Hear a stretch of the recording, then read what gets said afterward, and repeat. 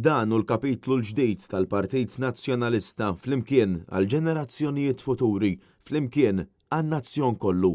Saħaq dan il-kap tal-Partit Nazzjonalista Alex Borch fl-ewwel diskors tiegħu tal-ħadd propju fil-Gżira Awċija fejn għal darb'oħra Alex Borch saħaq dwar kif il-Partit Nazzjonalista ser ikun hemm biex jismgħu jirrappreżenta kif jixraq lill-poplu Malti u Awċi kollu. Alex Borch beda billi tkellem dwar l-ewwel laqgħa tiegħu ma' Shadow Minister Adrian Delija propju wara l-elezzjoni ta' kap ġdid u saħaq li dan hu l-istil tiegħu stil differenti li kapaċi jġib laqda kemm fil-partit u kemm fil-pajjiż. Propju l-ewwel laqa illi kelli fl-uffiċċju tal-kap tal-partit kienet propju ma' Adrian Delija.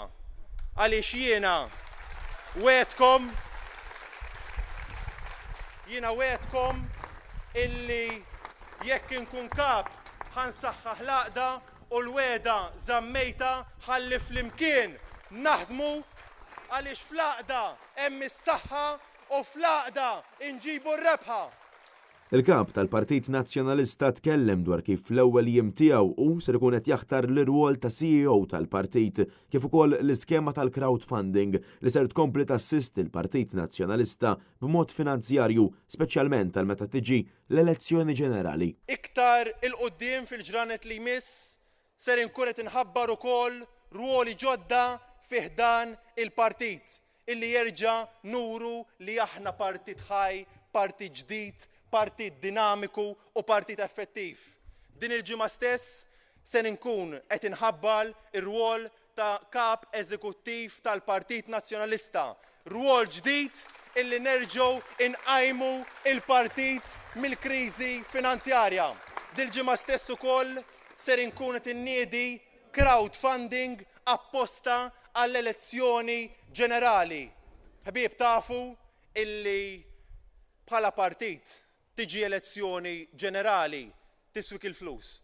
U allura iva rridu nkunu preparati illi kapaċi nagħmlu kampanja elettorali professjonali, kampanja elettorali rebbieħa. Alex Borch ħabbar ukoll it-tnedija tal-Gozo Policy Team mmexxi minn Karl Buttigieg fejn ser ikun iffurmat minn bosta Awċin bi proposti konkreti għall-Awċin stess għaliex fi kliem il-kap tal-Partit Nazzjonalista dan hu l-mod kif trid issir il-politika proposti tanġibbli li jaslu mingħand in-nies. Gburi li ser inħabbar il-Gozo Policy Forum apposta l-Gżira Awċija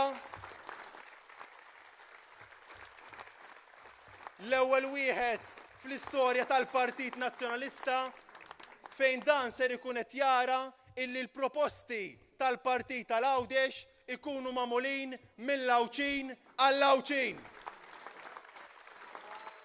U llum gbur inħabbar illi ċ-chairman tal-Gozo Policy Forum ser ikun Karl Buttigieg li qed hawnhekk fostna. Apparti minn hekk Alex Borch għal darb'oħra rringrazzja lil Għawdex tal-li sawritu f'dak li hu llum filwaqt li rringrazzja l-familja u l-partner tiegħu Sera li dejjem sabhom hemm mas-sosten fl-aħħar nett però sellem ukoll il-memorja ta' missieru fejn iddiskrivih bħala l-akbar sors ta' inspirazzjoni. Il-kap tal-Partit Nazzjonalista għalaq billi tkellem dwar il-mentalità rebbieħa li diġà bdiet tinħass fost il-partit kollu filwaqt li wieħed mill-ġdid ħidmietu sabiex jara Partit Nazzjonalista rebbieħ u essenzjalment fit-tmun ta' dan il-pajjiż rebħa ban wieħed illi tbiddel lil dan in-nazzjon u tieħdu fejn verament jixraqlu. Partit Nazzjonalista maqut! Partit Nazzjonalista msaħħa, Partit Nazzjonalista rebbieħ. Mela ħbieb, ejja ninaqdu, ejja naħdmu, kuraġġ, flimkien nistgħu nagħmlu l-impossibbli.